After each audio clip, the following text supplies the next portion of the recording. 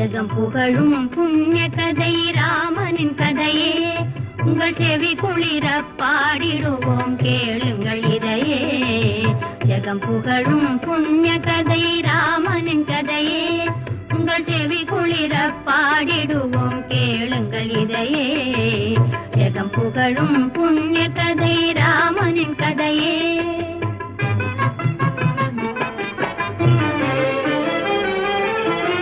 கங்கை கரை அதிபன்